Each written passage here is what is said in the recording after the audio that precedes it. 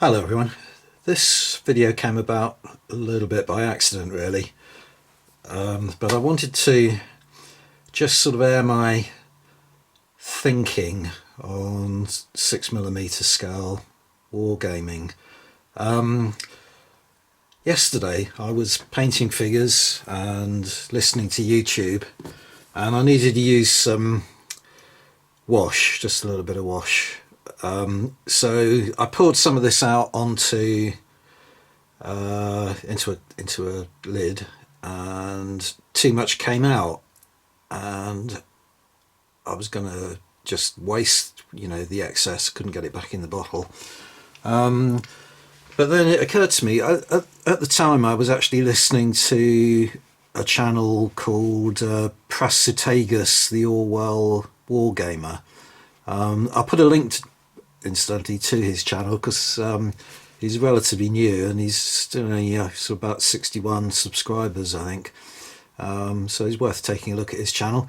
But he tends to he's an experienced wargamer, and he tends to wargame in fairly small scales. He has got 28mm figures, but he goes right the way down to the extreme of he's got armies in 2mm, absolutely tiny little, very impressive the way he's based them and so on.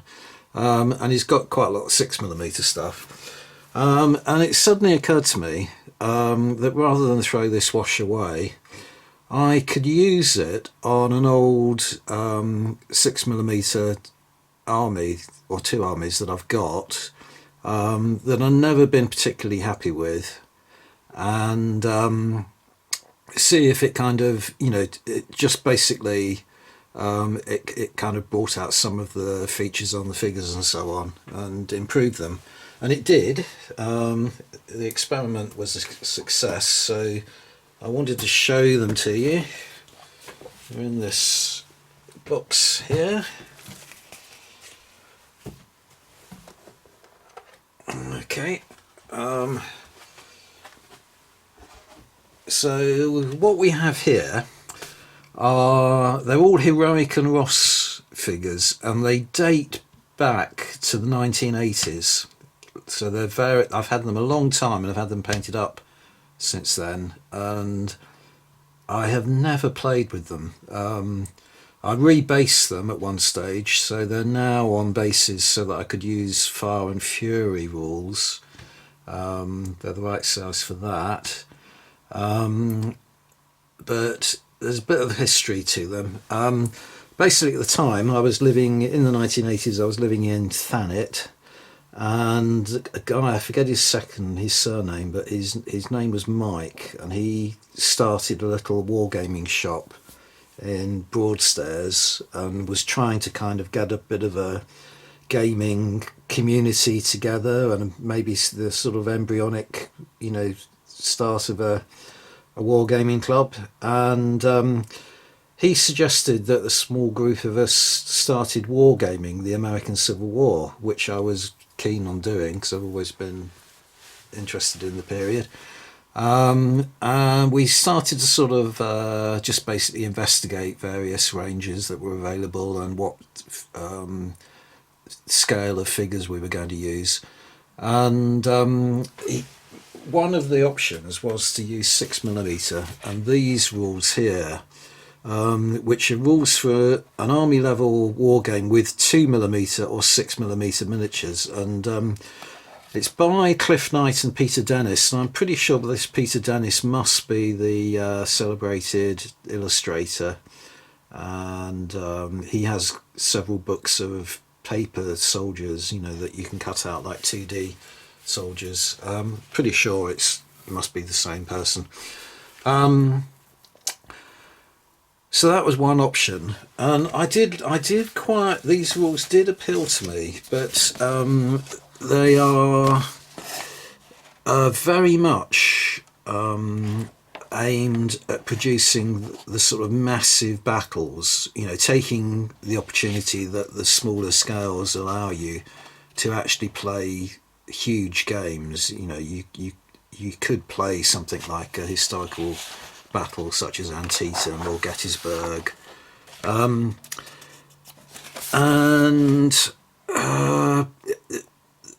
one of the trouble with them is that I mean, they're very dated now anyway, and just having a brief glance at them again, I mean, there's lots of kind of tables and all that sort of stuff, and they're not modern rules by any way, shape or form.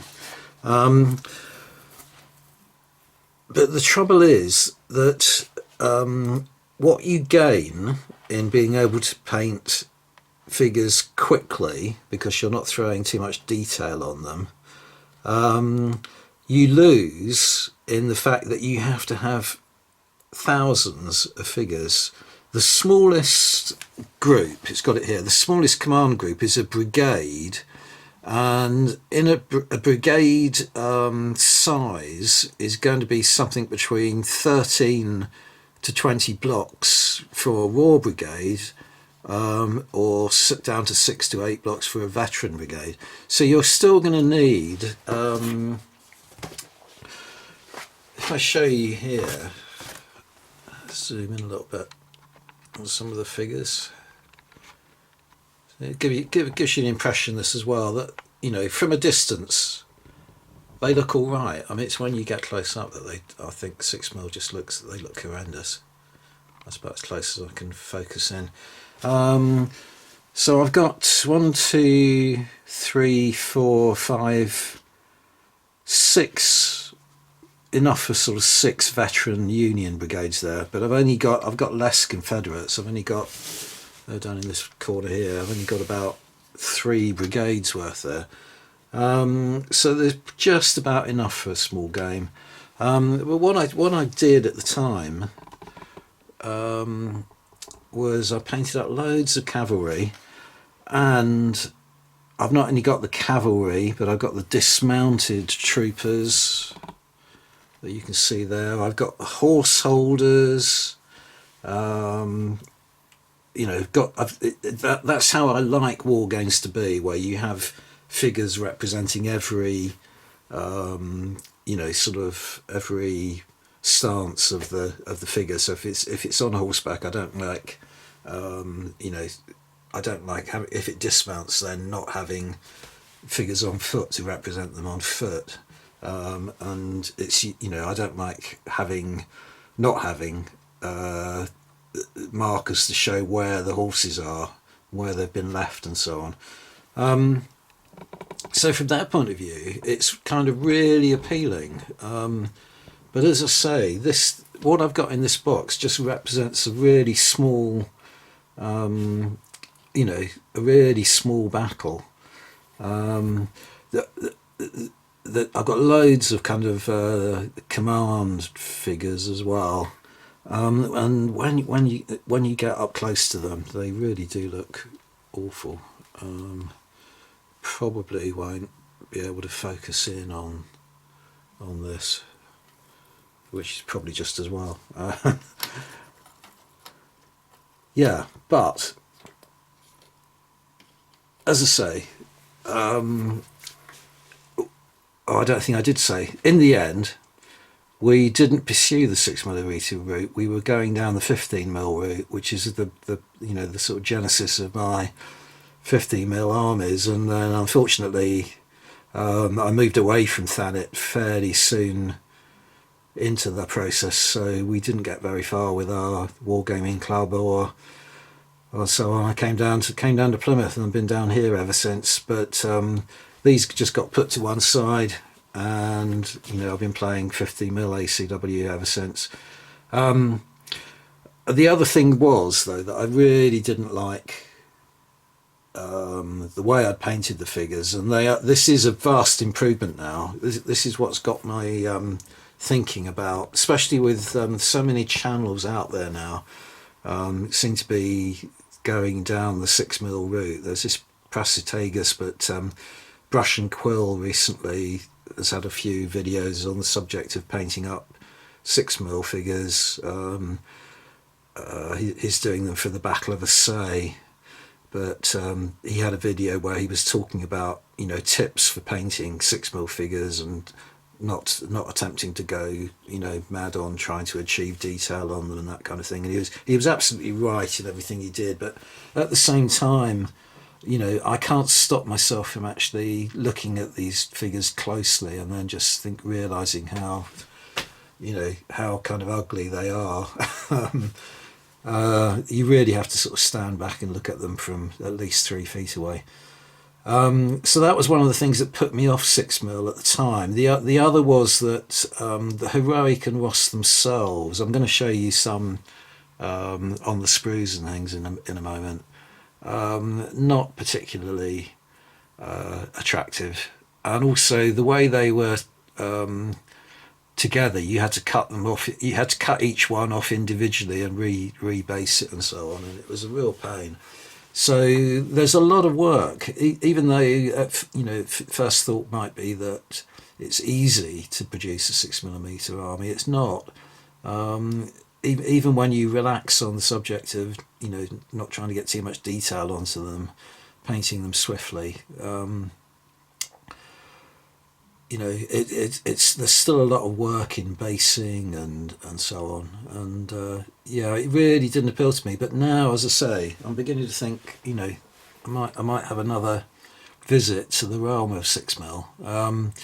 The other things that had changed was I said that I wasn't particularly happy with the painting, but in the 1980s I was still kind of in the transition between using enamels and acrylics, and most of the paint on here, there are some acrylic paints here, but most of it is enamel, and didn't really think about washes and so on in those days. I don't know if washes even existed.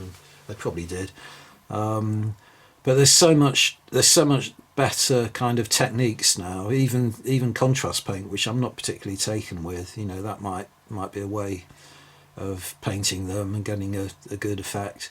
So that's kind of changed my attitude a bit as well.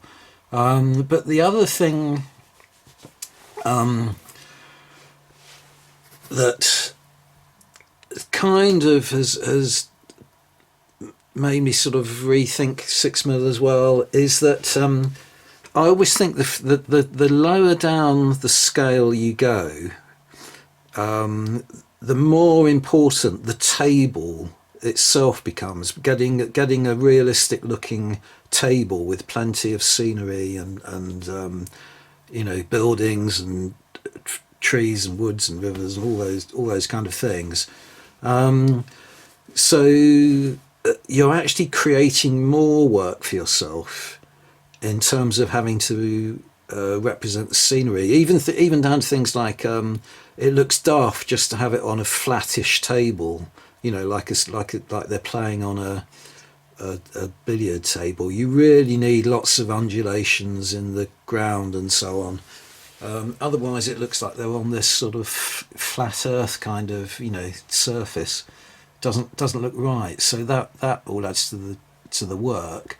But now, having acquired a 3D printer, it's opened up a whole possibility now of being able to print a lot of models in a smaller scale than they you know, the STL files intended them to be, but dropping them right down in scale and being able to produce quite a lot. You know, I have got some unpainted 3D buildings. I got them from hovels mainly. Still never painted them up, but they're just not sufficient to actually you know, represent a battlefield in any kind of realistic or effective way.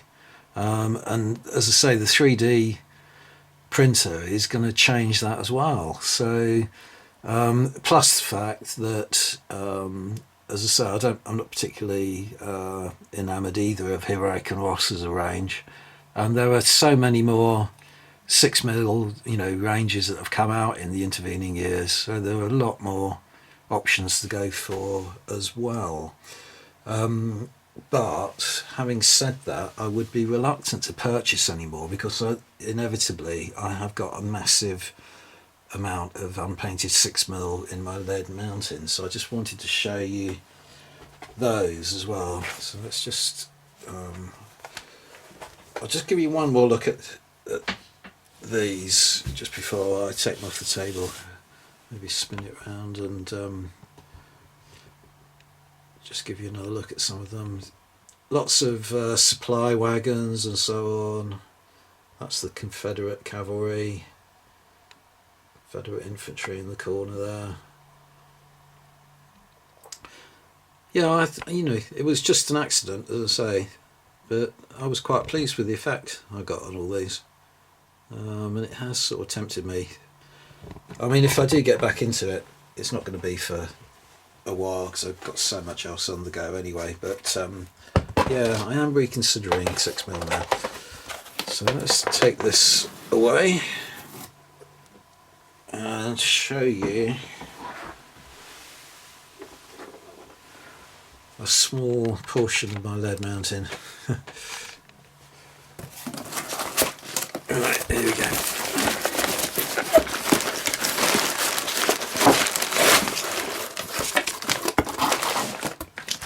Right, so what we have here...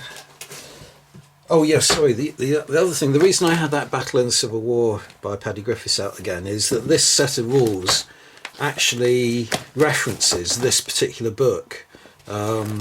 So it kind of, the rules appeal to me in the way that they were looking at, you know, battles like this. So you could you know, accurately and authentically kind of represent large-scale battles on the tabletop using the rules with reference to that book. Yeah, so what we have here, which I must admit, some of this when I looked earlier I had forgotten about, is I've got loads of this kind of thing, which is snake fencing. What else is in? I think there are hedges in there as well. I think those must be hedges, yeah. So there's plenty to be getting on with there in order to sort of paint up and break up the tabletop into rectangles and roads and so on. So that's going to be quite useful. I'm not sure where this is from. I suspect it's from Irregular, because I have got 2 bags of Irregular miniatures, 6mm figures. Now, this Irregular are the range that Brush and Quill was using for his figures. I must say that I'm none too impressed with Irregular either. I've never taken them out of the bag. But there's a Union army and a Confederate army. So hopefully in here I can see some generals. I wonder if there's going to be any artillery. Yeah, there's some artillery pieces and so on. Now these are positioned so that you don't have to break them off the bases. You can paint them straight away, but they are just blobs, really. You know, it sort of blobs of metal, really misshapen. You know, very kind of haphazard castings. The Union, you can just about make out that they've got, or the Confederate rather, you can just about make out they've got slouch hats rather than the KPs, and that kind of thing. But they're not, you know, it goes back to this same thing that, you know, if you look at them from a distance, they're probably going to be all right. So this is why, even though there are some nice 6mm ranges out there now, I'm reluctant to buy any more when I have got all these masses of figures, you know, spending money on new figures when I've got old ones unpainted. So as well as the hedges, I've got this train and railway line, which is brilliant.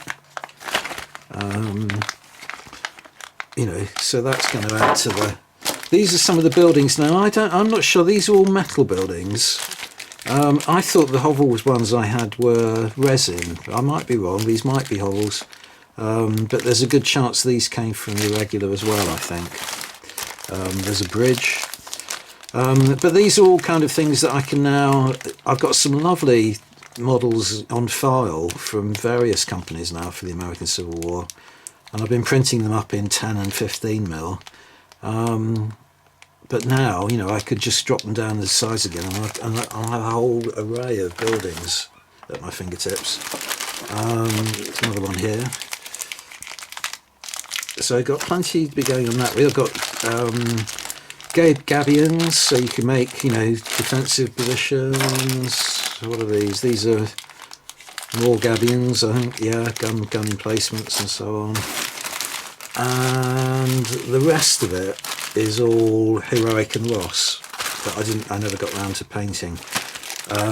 Now with the heroic and Ross, I'll take one of these out and show you what I mean about the way they're attached to the sprues. That makes them a real fuss. You can see they're all on the sort of metal base facing sidewards. So unless you, I don't know, maybe you could, you know, paint up hundreds and put them all side by side like that. But at the time I was kind of snipping each one off and then, you know, gluing it down to another base, and it just added to the burden and the fiddliness. I mean, you can make out that they're more human shaped than the irregular, so they're better in that respect, but they're still nowhere near as nice as, say, Bacchus or something like that, you know, the more recent ranges.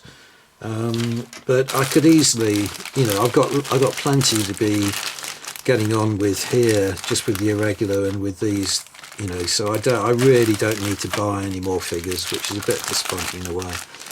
So yeah, that's my feelings on it. You know, I think I probably will return to a bit of 6mm gaming.